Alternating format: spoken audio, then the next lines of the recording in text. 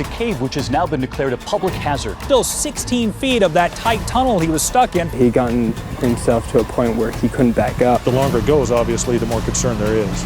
A piece of equipment broke at that time. He has since slid back into that original position.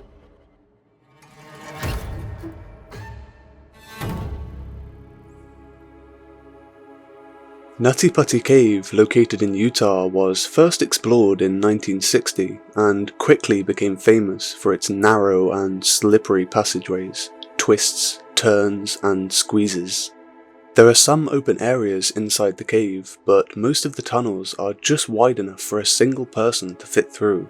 This hydrothermal cave became a popular spot for spelunkers to test their bravery.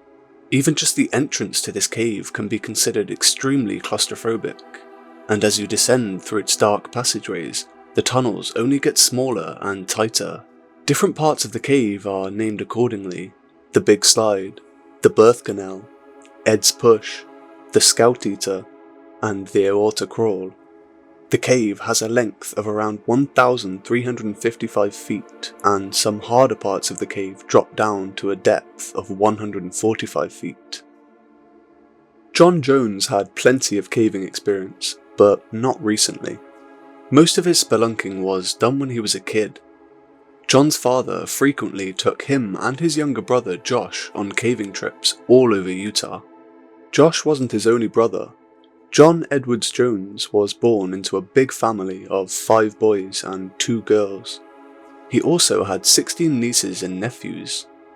John was a devout Christian, and according to his family, he was known for his good nature, delightful sense of humour, strong work ethic, and a genuine love of people, and his commitment to his family as an amazing husband, father, son, and brother. John was studying to become a paediatric cardiologist. He also recently became a father, and his wife was pregnant with their second child. On November 24th, 2009, the brothers John and Josh decided to rekindle their love for caving, and picked Nutty Putty Cave as their next conquest. It was 8 PM on Wednesday, just a few days before Thanksgiving, when they arrived at the cave site. They weren't alone. 9 more friends and acquaintances had joined them, so by caving standards, it was quite a large group that finally entered the Nutty Putty Cave. Everything went smoothly for an hour or so. The party had explored the largest room in the cave, aptly named the Big Slide. Soon, John, Josh, and 2 of their friends decided to take up a challenge they had heard about. The challenge was simply an extremely tight area of the cave known as the Birth Canal. This narrow and challenging passageway would eventually open up into a larger room. Eager to see where the tunnel would lead, John went first. He wriggled forward for some time but did not see any larger area. Regardless, he continued to inch forward, but the narrow passage did not come to an end.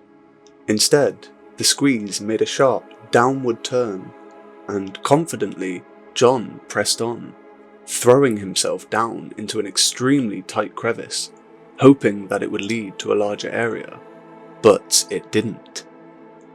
And for John, it all went wrong 50 feet earlier. John was not familiar with this cave at all, and because of this, he had missed the birth canal entirely and crawled into another passageway just next to the birth canal, called Ed's Push. But Ed's Push does not lead to a larger room.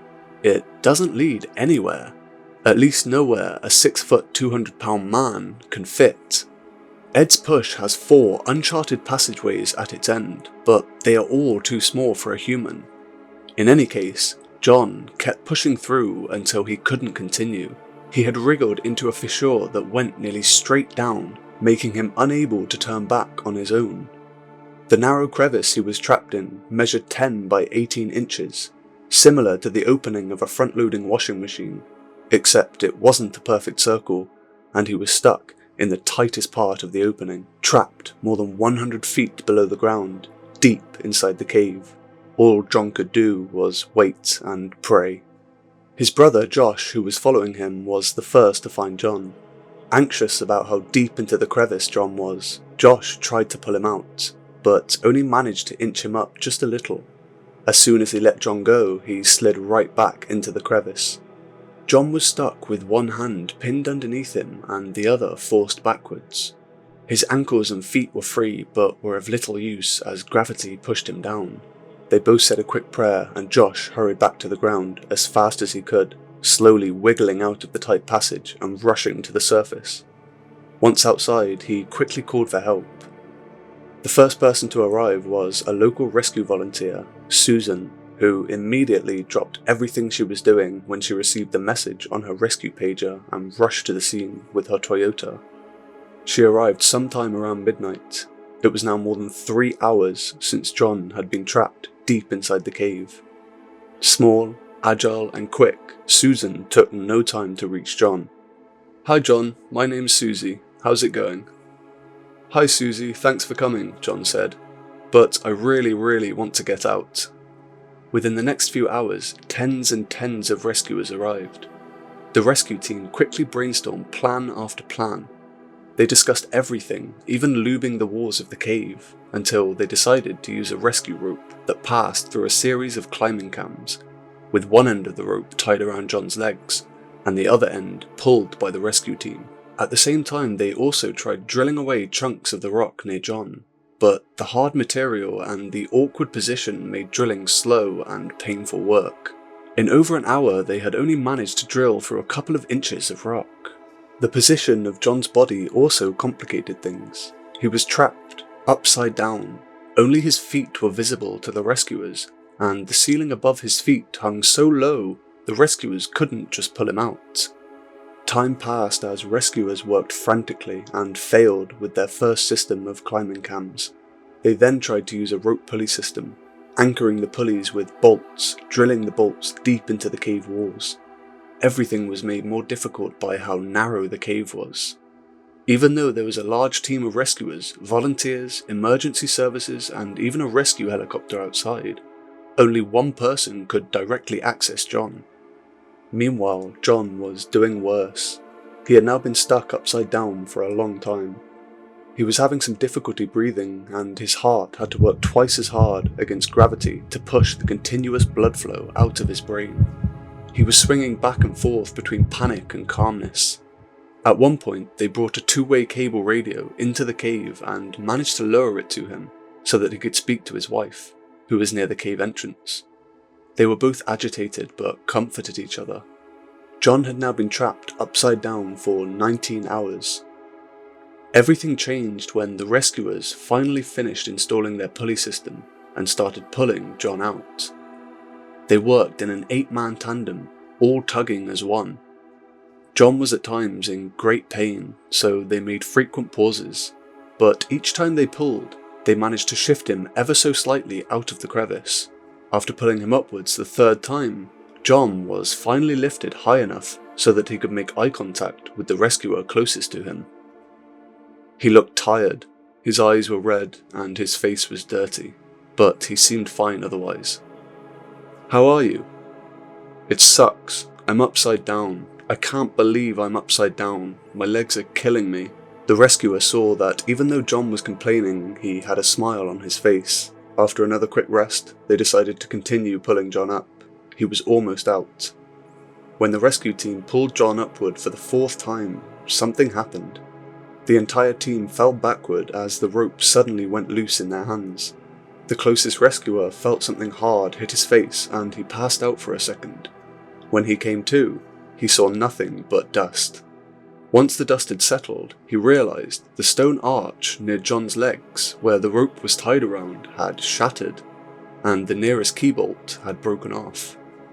He couldn't make out in the dust where exactly John was, but soon he realized John had slid right back down into the crevice again, and this time even deeper than before. As the rescuer suffered severe facial injuries from the impact with a metal carabiner, he couldn't continue his rescue efforts. He had to switch places with his dad, who was also on the rescue team. When he reached John, he realized that John's breathing was much more shallow and less frequent, and he was struggling to stay alive. The rescuer called for John but received no response. Desperate, he tried to lower himself into the crevice to put the rope around John's waist, but ended up getting stuck himself. After the rescuer finally wriggled himself free, he drilled a new hole for the pulley system and crawled out of the cave, exhausted, to be replaced by yet another rescuer. When that rescuer got to John, he couldn't make contact with him. Soon after, a medical professional crawled into the cave and reached John. At midnight, November 25th, John was pronounced dead. He was 26 years old. A total of 137 rescuers worked hard for 27 hours to save John, but had to leave with empty hands and heavy hearts. One of them told the media this was his toughest rescue in his 29 years of being a search and rescue volunteer. The next day, the authorities determined that it was too difficult and dangerous to get his body out of the cave. So, Nutty Putty Cave will forever remain the final resting place for John Edwards Jones. Thank you so much for watching, and if you did enjoy the video, be sure to hit that subscribe button. But until the next true disaster, it's goodbye from me.